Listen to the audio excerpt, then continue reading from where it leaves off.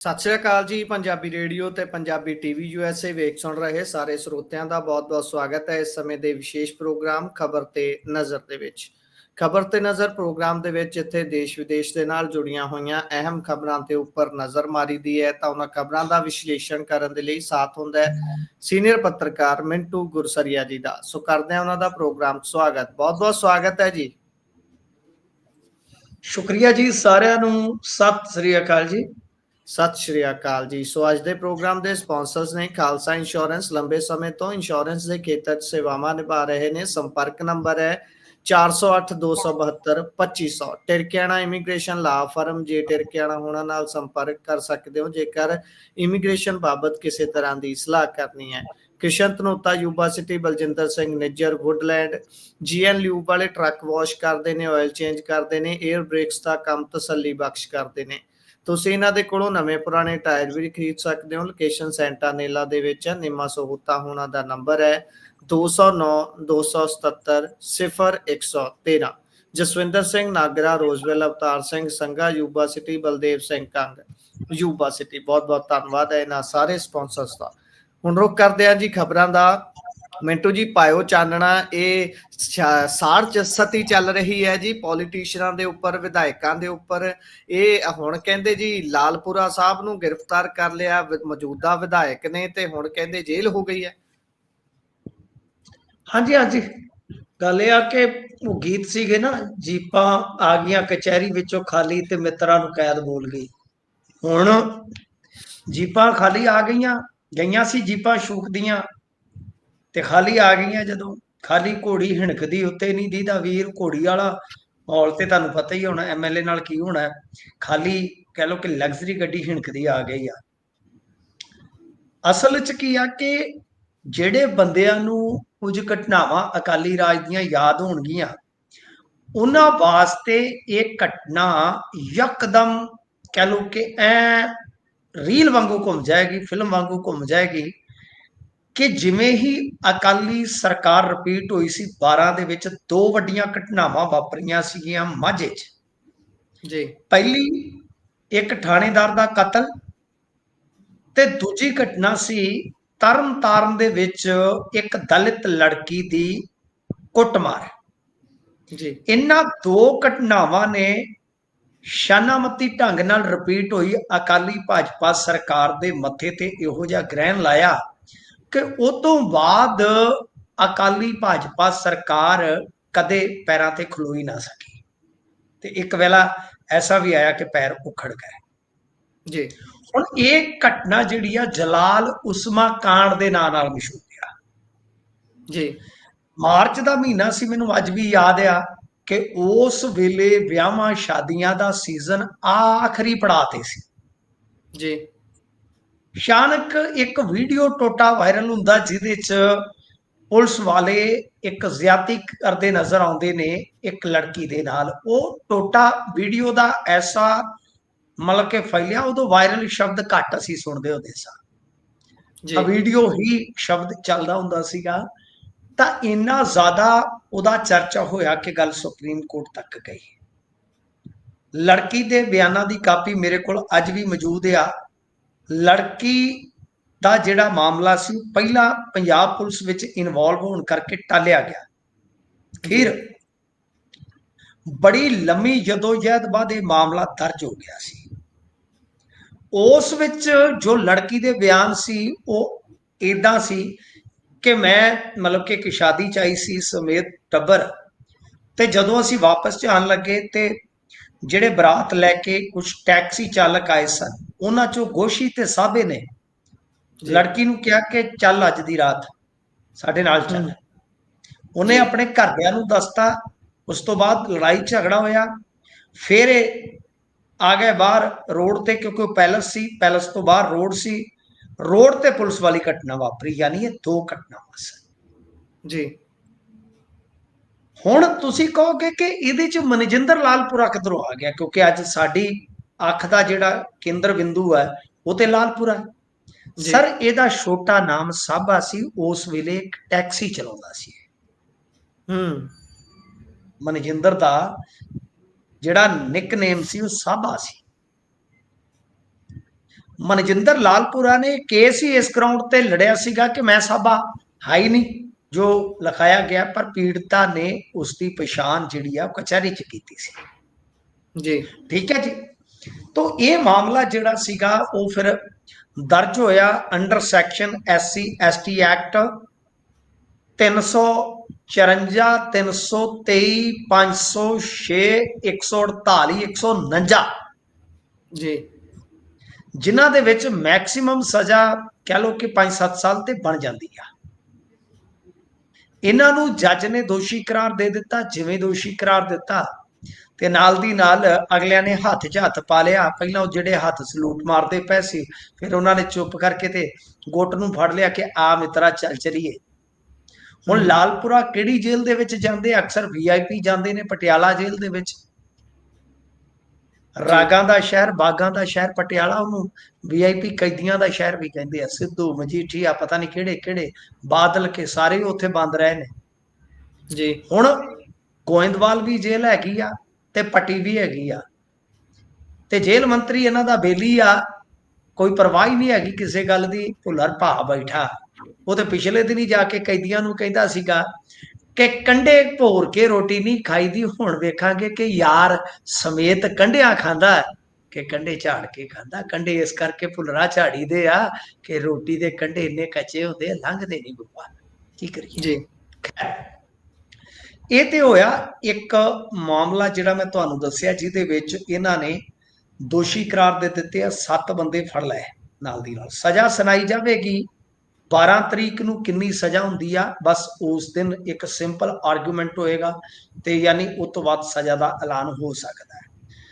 ਤਾਂ ਹੁਣ ਆ ਗਈ ਗੱਲ ਕਿ ਕੀ ਇੱਕ ਹੋਰ ਜ਼ਿਮਨੀ ਚੋਣ ਇਹਨਾਂ ਕਰਕੇ ਹੋਏਗੀ।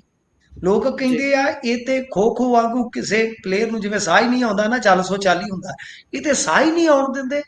ਪੱਟੂ ਦੇ ਚੋਣ ਤੇ ਚੋਣ, ਦੇ ਚੋਣ ਤੇ ਚੋਣ, ਵੀ ਕੀ ਇੱਕ ਹੋਰ ਜ਼ਿਮਨੀ ਚੋਣ ਕਰਵਾਊ ਨੇ?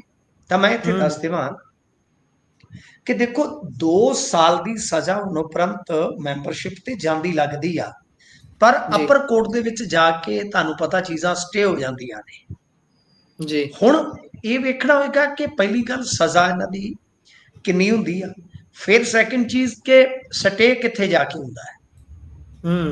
ਤਾਂ ਇੱਕ ਵਾਰੀ ਮੈਂਬਰਸ਼ਿਪ ਤੇ ਤੁਹਾਨੂੰ ਪਤਾ ਹੀ ਆ, ਇਹ ਲਿਲੀ ਥਾਮਸਨ ਵਾਲਾ ਕੇਸ ਸੀਗਾ, ਇਹ ਲੋਕ ਪ੍ਰੈਰੀ ਵਾਲਾ ਮਾਮਲਾ ਸੀਗਾ, ਜਿਹਦੇ ਵਿੱਚ ਸੁਪਰੀਮ ਕੋਰਟ ਦਾ ਸਪਸ਼ਟ ਹੈ ਕਿ ਅੱਗੇ ਵਿੱਚ ਦੀ ਇਦਾਂ ਸੀ ਕਿ ਜਿੰਨਾ ਚਿਰ ਮਤਲਬ ਕਿ ਅਪੀਲ ਦਾ ਸਮਾਂ ਹੈ ਉਹਨਾਂ ਚਿਰ ਮੈਂਬਰਸ਼ਿਪ ਨਹੀਂ ਸੀ ਜਾਂਦੀ, ਹੁਣ ਤੁਰੰਤ ਚਲੀ ਜਾਂਦੀ ਆ। ਤਾਂ ਲੋਕ ਪ੍ਰਤੀਨਿਧੀ ਐਕਟ ਮੈਂ 1951 ਵਾਲਾ ਪੜ੍ਹਿਆ, ਉਹਦੇ ਵਿੱਚ ਮਤਲਬ ਕਿ ਧਾਰਾ ਜਿਹੜੀ 8 ਹੈ ਉਹਦਾ 1 ਭਾਗ 2 ਭਾਗ ਤੇ 3 ਭਾਗ, ਉਹ ਸਾਰੀ ਇਸੇ ਦੀ ਵਿਆਖਿਆ ਹੈ। ਠੀਕ ਹੈ ਨਾ ਜੀ।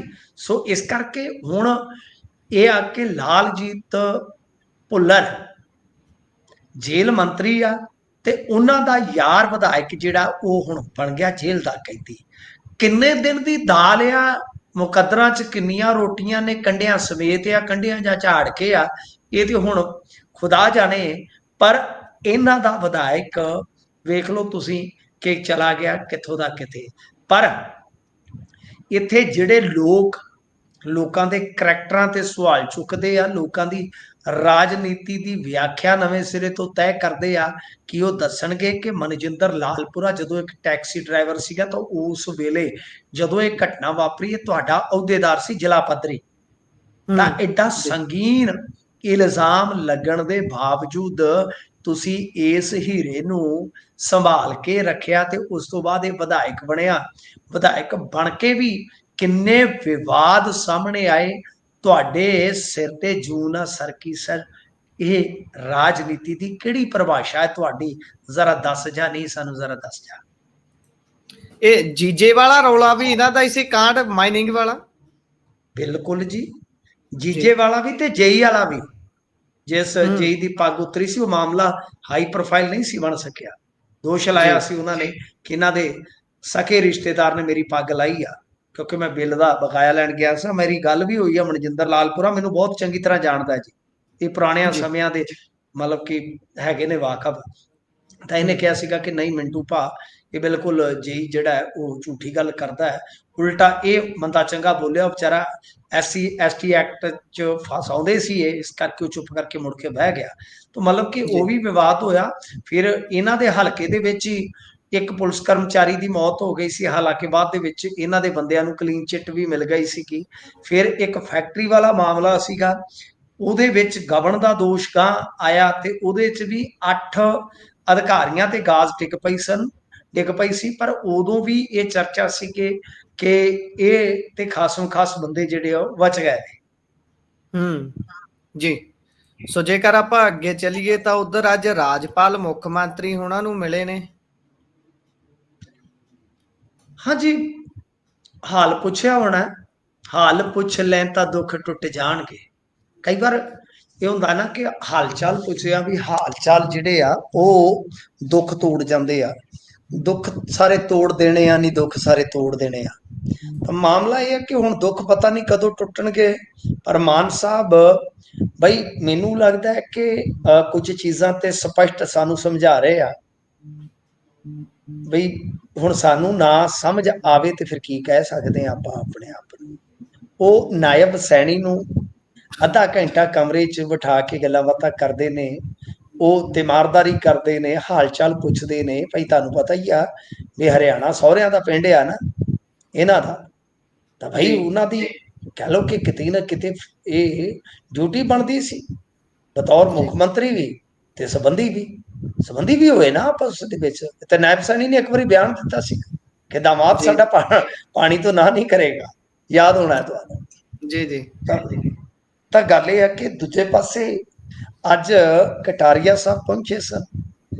ਤਾਂ ਕਮਾਲ ਦੀ ਗੱਲ ਇਹ ਹੈ ਕਿ ਚੰਡੀਗੜ੍ਹ ਦੇ ਵਿੱਚ ਤੇ ਮੈਨੂੰ ਸੂਹ ਮਿਲੀ ਆ ਕਿ ਵਿਧਾਇਕਾਂ ਦੇ ਨਾਲ ਸਿਸੋਦੀਆ ਸਾਹਿਬ ਅੱਜ ਮਿਲਣੀ ਕਰ ਰਹੇ ਸੀ। ਕੁਝ ਵਿਧਾਇਕ ਕਹਿੰਦੇ ਦਿੱਲੀ ਵੀ ਗਏ, ਉਹਨਾਂ ਦੇ ਵਿੱਚੋਂ ਇੱਕ ਦੀ ਤੇ ਤਸਵੀਰ ਮੈਂ ਵੇਖੀ ਆ, ਤੇ ਤਸਵੀਰ ਦੇ ਵਿੱਚ ਉਹ ਵਿਧਾਇਕ ਨੇ ਆਪਣੇ ਮੁੰਡੇ ਨੂੰ ਸਿਰੀ ਲਿਖ ਛੱਡਿਆ ਸੀਗਾ, ਸਿਰੀ ਫਲਾਣਾ।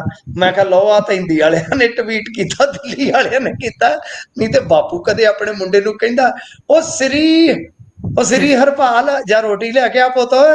ਆਪਣੇ ਕਦੇ ਪਿੰਡਾਂ 'ਚ ਏਦਾਂ ਕਿਹਾ? ਮੈਂ ਕਿਹਾ ਤੇ ਸਿਰਾ ਲਗਾ ਪਿਆ ਬਈ, ਆਪਦੇ ਮੁੰਡੇ ਨੂੰ ਬਾਪੂ ਨੇ ਸਿਰੀ ਲਿਖ ਰੱਖਿਆ, ਕਿਤੇ ਲੱਗਦਾ ਹੈ ਕਿ ਸਿਰੀ ਉਹਨਾਂ ਨੇ ਫੜ ਰੱਖੀ ਆ। ਖੈਰ ਦੇਖੋ, ਇਹ ਆਪਣੇ ਆਪ ਦੇ ਵਿੱਚ ਬੜਾ ਵਿਚਿੱਤਰ ਜਿਹਾ ਸਾਡੇ ਸਾਹਮਣੇ ਦ੍ਰਿਸ਼ਟਾਂਤ ਬਣਦਾ ਜਾ ਰਿਹਾ ਹੈ ਕਿ ਆਪਣੇ ਕੁਝ ਬੰਦਿਆਂ ਨੂੰ ਤੇ ਦੱਸਦੇ ਆ ਕਿ ਮਾਨ ਸਾਹਿਬ ਸਿੱਧੇ ਮੂੰਹ ਕੁਆ ਨਹੀਂ ਰਹੇ। ਇਹ ਮਾਝੇ ਦਾ ਸ਼ਬਦ ਹੈ ਕੁਆ, ਬੁਲਾਉਣ ਨੂੰ ਕੁਆਉਣ ਕਿਹਾ ਜਾਂਦਾ ਹੈ, ਕਿ ਆਪਣੇ ਤੇ ਬੰਦਿਆਂ ਨੂੰ ਚੱਜ ਨਾਲ ਕੁਆ ਨਹੀਂ ਰਹੇ ਤੇ ਦੂਜਿਆਂ ਨੂੰ ਬਈ ਉਹ ਉੱਥੇ ਬਿਠਾ ਕੇ ਤੇ ਗੱਲੀ ਬਾਤੀ ਲੰਮਾ ਸਮਾਂ ਦਿੰਦੇ ਪਏ ਨੇ। ਤੇ ਦੂਜੇ ਪਾਸੇ ਮੀਟਿੰਗਾਂ ਚੱਲ ਰਹੀਆਂ ਨੇ ਵਿਧਾਇਕਾਂ ਦੀਆਂ, ਕੀ ਇਹ ਜ਼ੋਰ ਅਜਮਾਇਸ਼ ਜਿਹੜੀ ਆ ਉਹ ਚੱਲਦੀ ਪਈ ਆ। ਤੇ ਦੂਜੇ ਪਾਸੇ ਜੇ ਤੁਸੀਂ ਵੇਖੋਗੇ ਤੇ ਅੱਜ ਕਟਾਰੀਆ ਸਾਹਿਬ ਨੇ ਇੱਕ ਹੋਰ ਬਹੁਤ ਵੱਡਾ ਬਿਆਨ ਦਿੱਤਾ। ਉਹਨੇ ਆਖਿਆ ਕਿਉਂ ਘਬਰਾਉਂਦੇ ਜੇ ਭਾਈ, 1600 ਕਰੋੜ ਰੁਪਈਆ ਤੇ ਟੋਕਨ ਮਨੀ ਆ, ਹਾਲੇ ਤੁਸੀਂ ਸੰਭਾਲਣ ਵਾਲੇ ਬਣੋ, ਬਹੁਤ ਗੱਫੇ ਆਉਣੇ ਨੇ, ਗੱਲਾਂ ਕਿਹੜੀਆਂ ਕਰਦੇ ਜੇ। ਮਤਲਬ ਕਿ ਇਹ ਵੀ ਵੱਡਾ ਬਿਆਨ ਕਿ ਮਿਲਿਓ ਮਾਨ ਸਾਹਿਬ ਨੂੰ ਦਿਲਾਸਾ ਦੇ ਗਏ ਨੇ ਕਿ ਭਾਈ ਟੋਕਨ ਆ, ਸਾਂਭ ਕੇ ਰੱਖਿਓ, ਇਸੇ ਟੋਕਨ ਤੋਂ ਗਾਂ ਤੁਹਾਨੂੰ ਆਪਾਂ ਮਾਲਾ ਮਾਲ ਕਰ ਦਿਆਂਗੇ, ਮਾਲਾ ਮਾਲ ਵੀਕਲੀ। ਤੇ ਕਮਾਲ ਹੋ ਰਹੀ ਹੈ ਜੀ। ਹੁਣ ਕੀ ਐਸਾ ਹੈ ਕਿ ਇਹਨਾਂ ਨੂੰ ਛੁੱਟੀ 1-2 ਦਿਨਾਂ ਦੇ ਵਿੱਚ ਮਿਲ ਜਾਏਗੀ, ਜੈਸੀ ਕਿ ਸੂਹ ਮਿਲ ਰਹੀ ਆ ਕਿ ਛੁੱਟੀ ਇਹਨਾਂ ਨੂੰ ਮਿਲ ਜਾਏਗੀ?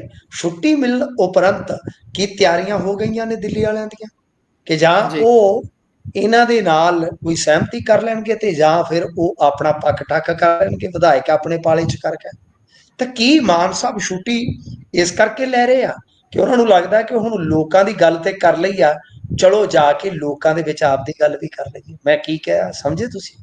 ਕਿ ਵਿਧਾਇਕਾਂ ਵਿੱਚ ਨਾ ਚੱਲੀਏ ਹੁਣ, ਵਿਧਾਇਕ ਤੇ ਦਿੱਲੀ 'ਚ ਚਲੇ ਗਏ, ਦਿੱਲੀ ਦੇ ਦਿਲ 'ਚ ਚਲੇ ਗਏ, ਚਲੋ ਹੁਣ ਆਪਾਂ ਲੋਕਾਂ 'ਚ ਚੱਲੀਏ, ਵੇਖੀ ਜਾਏਗੀ, ਬੋਤਲਾਂ ਬਾਤਲਾਂ ਲੱਗੀਆਂ ਜੀ, ਆ ਜਾਈਏ ਕਿ ਆਪੇ ਲੋਕ ਫਿਰ ਖਿੱਚ ਲੈਣਗੇ ਵਿਧਾਇਕਾਂ ਨੂੰ ਕਿ ਆਓ ਤੁਸੀਂ ਸਾਡੇ 'ਚ ਖਲੋ ਜਾਓ।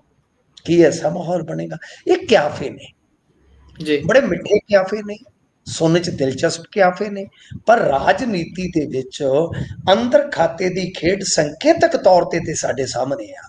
ਦੂਜੀ ਗੱਲ ਇਹ ਵੀ ਆ ਗੁਰਪ੍ਰੀਤ ਜੀ, ਜੇ ਗੱਲ ਕਿਆਫਿਆਂ ਤੇ ਆਈ, ਉਹਨੇ ਆਖਿਆ ਕਿ ਜੇ ਮਤਲਬ ਕਿ ਤੁਹਾਨੂੰ ਪਤਾ ਹੀ ਆ, ਜੇ ਗੱਲੀ ਬਾਤੀ ਮਿੱਠਾ ਕਰਨਾ ਤੇ ਫਿਰ ਸ਼ੱਕਰ ਘੱਟ ਕਾਹਤੋਂ ਰੱਖਣੀ ਆ।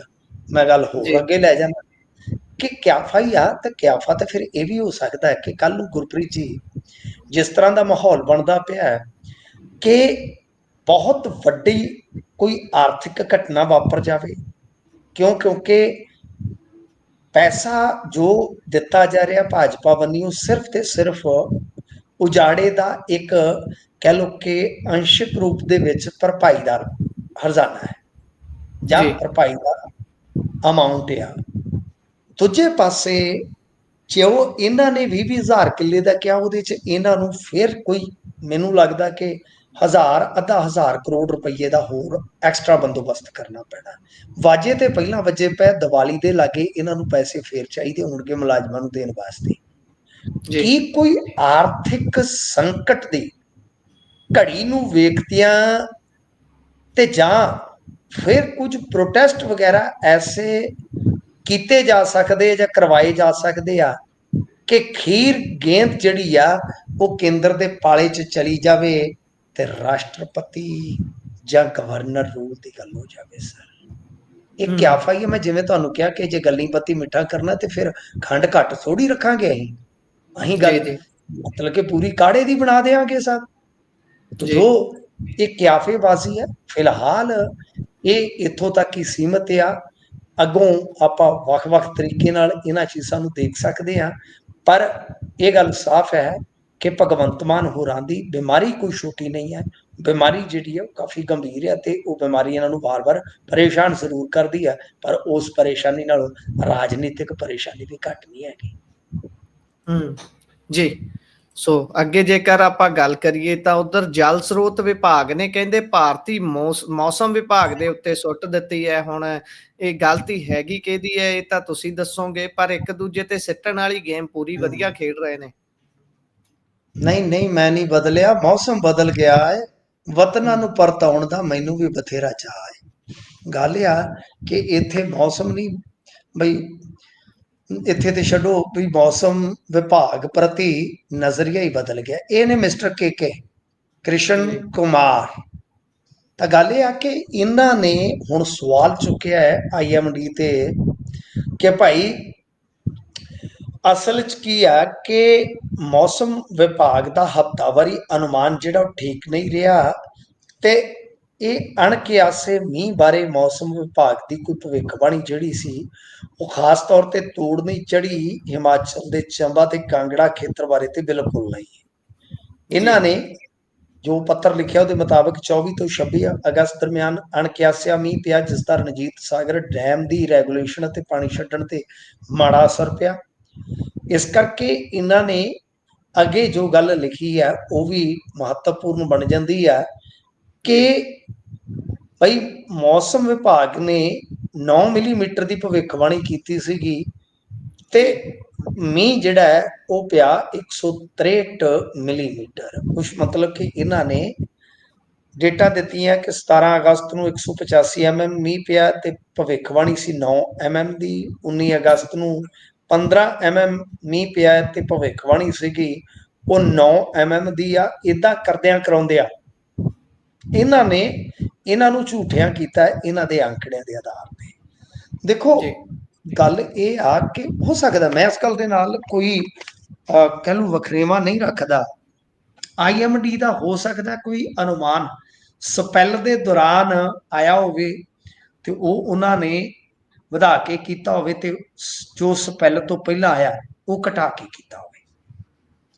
ਪਰ ਸਰ ਉਹਨਾਂ ਨੇ ਅਪ੍ਰੈਲ ਦੇ ਵਿੱਚ ਹੀ ਮੌਨਸੂਨ ਦੀ ਜੋ ਪ੍ਰੈਡਿਕਸ਼ਨ ਕੀਤੀ ਸੀ ਉਹ ਤੇ 101% ਸਹੀ ਗਈ ਜੀ। ਉਹਨਾਂ ਨੇ ਜੋ ਜੂਨ ਦੇ ਵਿੱਚ ਪ੍ਰੈਡਿਕਸ਼ਨ ਕੀਤੀ ਸੀ ਮੌਨਸੂਨ ਬਾਰੇ ਉਹ ਤੇ 101% ਸਹੀ ਗਈ ਆ ਜੀ। 2023 ਚ ਤੁਸੀਂ ਡੁੱਬ ਚੁੱਕੇ ਹੋ, ਤੁਸੀਂ ਉਹ ਜਲ ਸਰੋਤ ਵਿਭਾਗ ਦੇ ਡਿਪਾਰਟਮੈਂਟ ਦੇ ਹੈੱਡ ਸੀ, ਤੁਸੀਂ ਉਹਦੇ ਤੋਂ ਕੀ ਸਿੱਖਿਆ?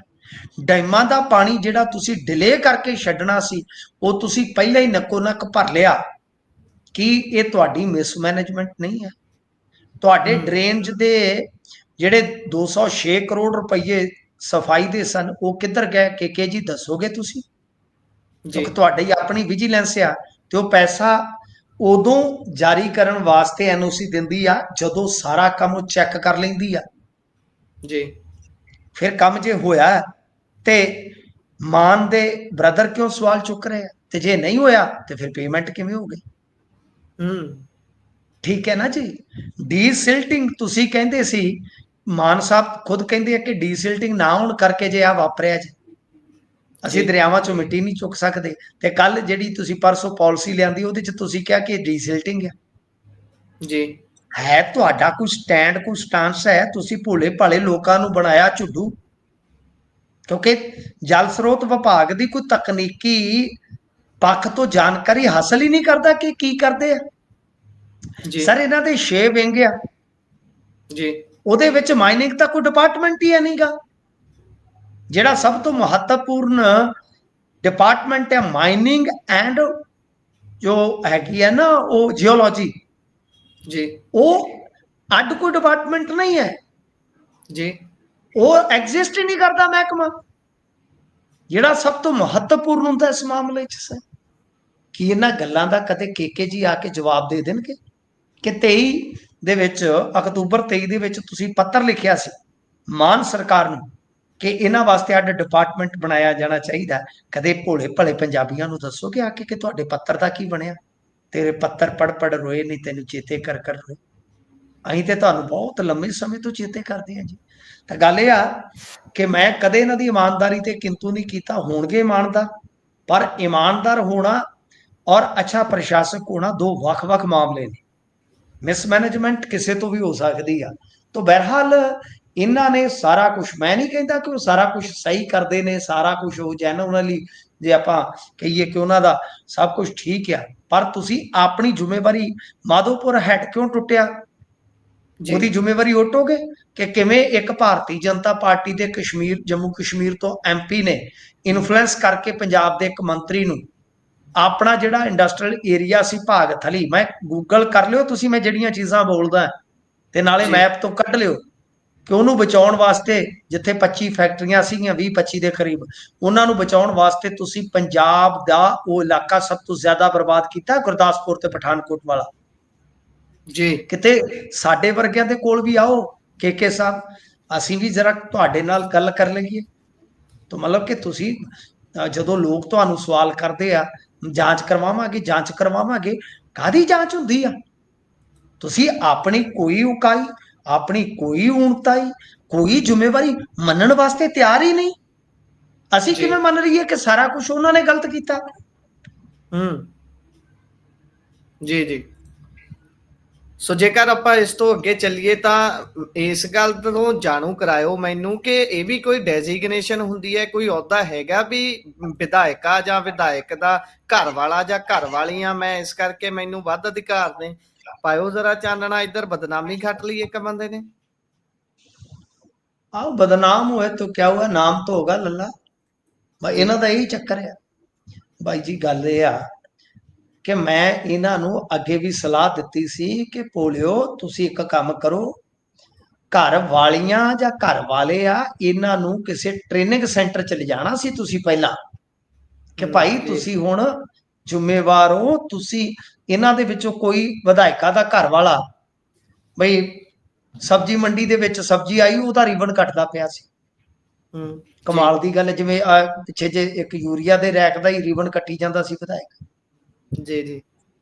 ਇੱਕ ਵਿਧਾਇਕਾ ਦਾ ਪਤੀ ਸਕੂਲ ਦੇ ਬਣੇ ਸਾਇੰਸ ਰੂਮ ਦਾ ਉਦਘਾਟਨ ਕਰਨ ਪਹੁੰਚ ਗਿਆ ਜਨਾਬ ਜੀ। ਛੇਤੀ ਕੀਤਾ, ਸਰਪੰਚ ਵੀ ਨਹੀਂ ਜਾਂਦਾ, ਉਹ ਵੀ ਪੰਚਾਇਤ ਮੈਂਬਰ ਨੂੰ ਕਹਿੰਦਾ ਸੁਖਾ ਸਿਆ ਜਾਈ ਮਾੜਾ ਜਾ, ਆ ਸੁੱਖ ਨਾਲ ਕੰਮ ਹੋਇਆ ਜਾਂ ਫਿਤਾ ਕੱਟਿਆ।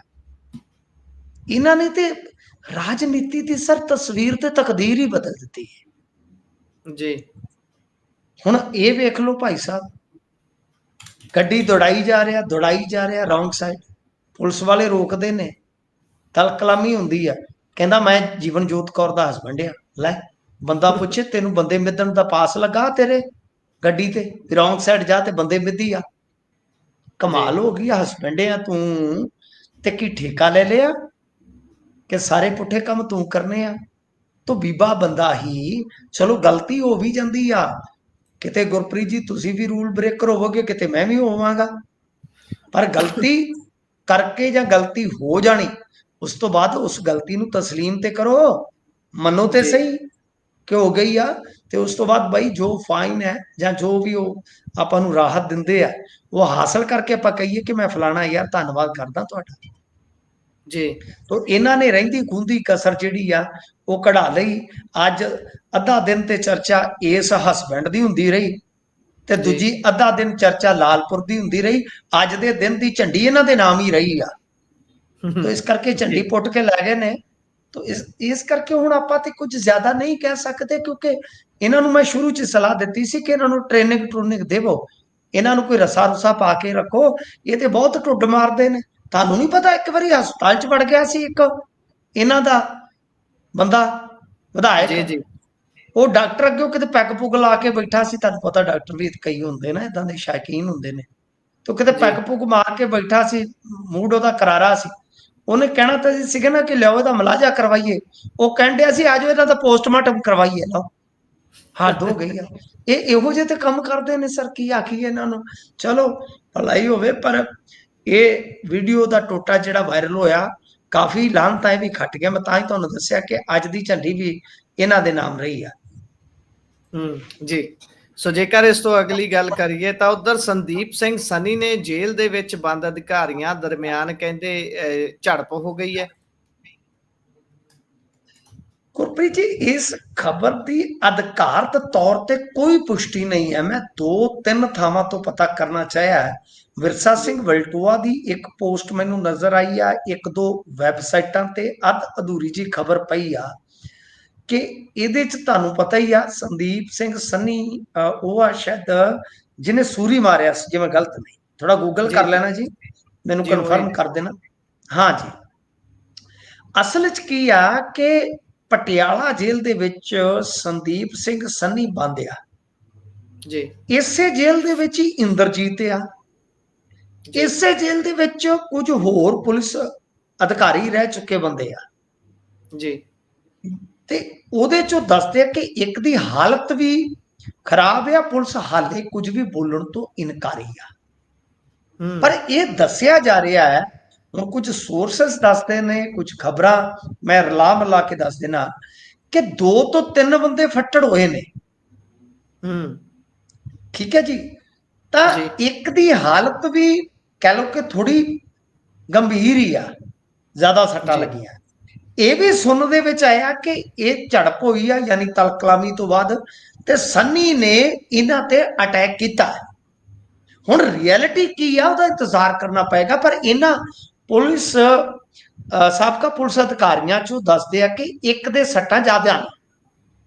ਤਾਂ ਸੱਟਾਂ ਤੇ ਹੁਣ ਵੇਖਣਾ ਹੋਏਗਾ ਕਿ ਕਿੰਨਿਆਂ ਦੀਆਂ ਬਈ ਉੱਥੇ ਲੱਗੀਆਂ ਨੇ, ਕਿੰਨਿਆਂ ਦੀ ਉੱਥੇ MLR ਕੱਟੀ ਜਾਂਦੀ ਆ।